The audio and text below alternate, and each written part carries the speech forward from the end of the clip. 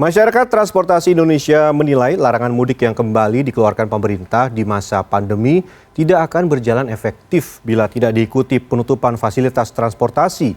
Dari evaluasi tahun 2020 lalu, meski dilarang, masyarakat tetap nekat mudik menggunakan motor, mobil barang, atau melalui jalan tikus.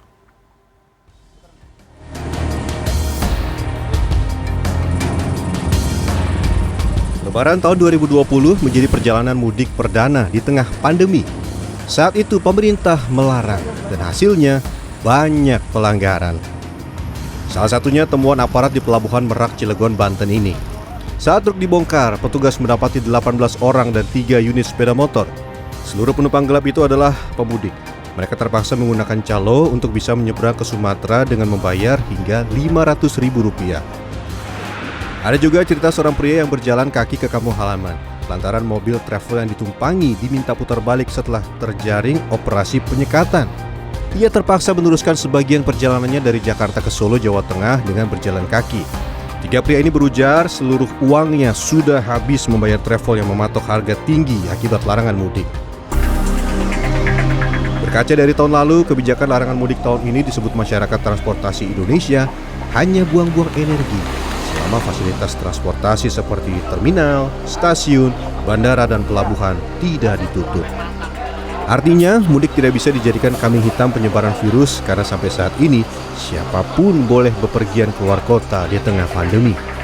Ketimbang dilarang, MTI menilai mudik lebih baik dikendalikan dengan cara melakukan tes COVID-19 pada setiap pemudik saat berangkat hingga arus balik. Sebaiknya pemerintah dapat mengendalikan pada saat mudik, jadi bukannya melarang. Kalau mau melarang, gampang, tutuplah pada saat itu semua bandara, pelabuhan, terminal, dan stasiun tidak beroperasi. Otomatis itu akan berhenti semuanya. Itu jauh lebih mudah, tidak perlu mengerahkan sejumlah aparat untuk berada di tepi jalan untuk mencegah sejumlah kendaraan. Lebih murah, lebih efisien, tidak mengeluarkan anggaran cukup besar. Nah, kalau mau kita berpikir cukup cerdas, kebijakannya diubah. Bagaimana mudik tahun ini adalah mudik yang sehat tapi terkendali. Caranya bagaimana? Ya, mulai dari titik keberangkatan hingga sampai tujuan itu dipantau terus. Itu justru lebih mengedukasi masyarakat. Intinya sebenarnya bagaimana masyarakat itu menjaga atau mengikuti protokol kesehatan. Inilah kesempatan bagi pemerintah untuk makin masif lagi mengkampanyekan protokol kesehatan. Namun epidemiolog dari Griffith University Diki Budiman menyatakan putusan pemerintah melarang mudik lebaran adalah tepat.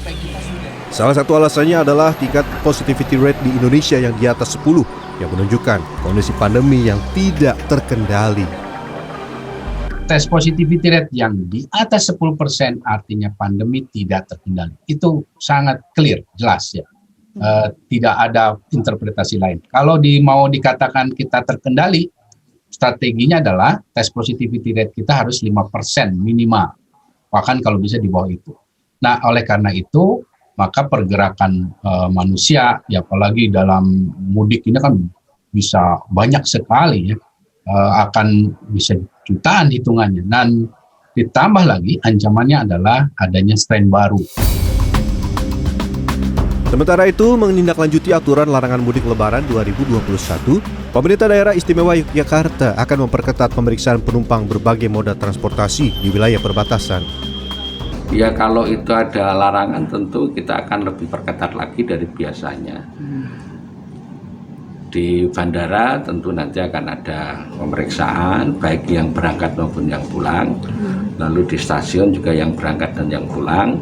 Nah, untuk yang darat lain misalnya di jalan raya ya seperti biasanya kita akan melakukan pemeriksaan. Adapun larangan mudik akan berlaku dimulai pada 6 hingga 17 Mei 2021 serta sebelum dan sesudah tanggal ini. Masyarakat diimbau untuk tidak melakukan pergerakan atau kegiatan keluar daerah kecuali dalam keadaan yang mendesak dan perlu. Tahun 2021 mudik ditiadakan. Berlaku untuk seluruh ASN, TNI, Polri, BUMN, karyawan swasta, maupun pekerja mandiri dan juga seluruh masyarakat. Sehingga upaya vaksinasi yang sedang dilakukan bisa menghasilkan kondisi kesehatan yang semaksimal mungkin sesuai dengan yang diharapkan. Pemerintah melalui surat keputusan bersama SKB 3 Menteri juga telah memangkas cuti bersama tahun 2021.